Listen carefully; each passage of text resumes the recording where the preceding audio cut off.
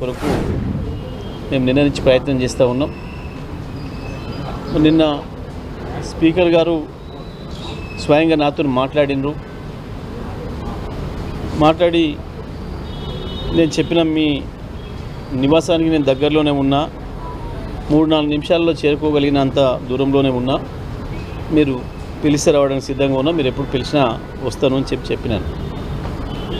అయితే వారు నేను ఇప్పుడు చూసి చెప్తా మీకు సమయం ఈరోజు సాయంత్రం అవుతుందా రేపు ఉదయం అవుతుందా అనేది నేను నా వెసులుబాటును చూసుకొని చెప్తా అని చెప్పాను. తప్పకుండా స్పీకర్ గారు వారికి ముందే కార్యక్రమాలు ఉండవచ్చు కాబట్టి నేను ఇక్కడే వారి కొరకు వెయిట్ చేస్తూ ఉంటుంది.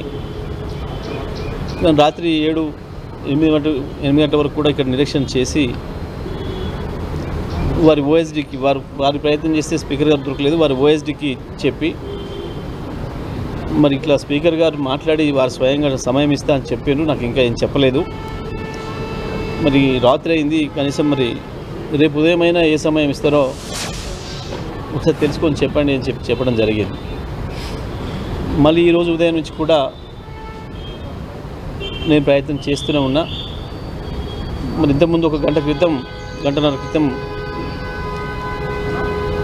వారి ఓఎస్డీ గారు మాత్రం ఫోన్లో దొరికింది నాకు.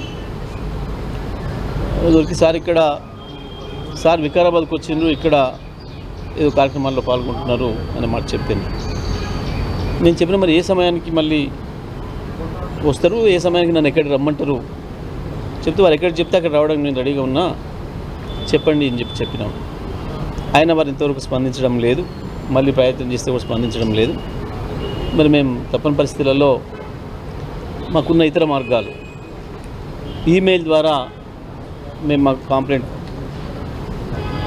పిటిషన్స్ను పంపడం జరిగింది.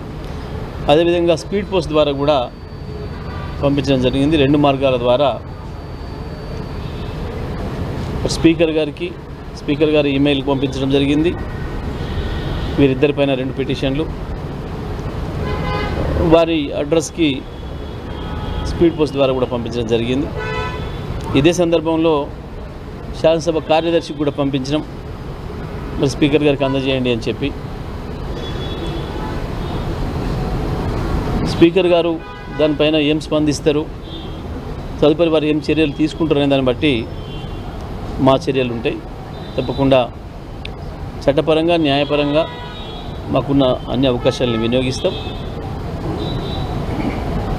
వారు ఇద్దరు కూడా వారి సభ్యత్వాలు, శాసనసభ సభ్యత్వాలు రద్దు చేయించడానికి మేము అన్ని రకాల ప్రయత్నం చేస్తాం, చేయించి తీరుతాం.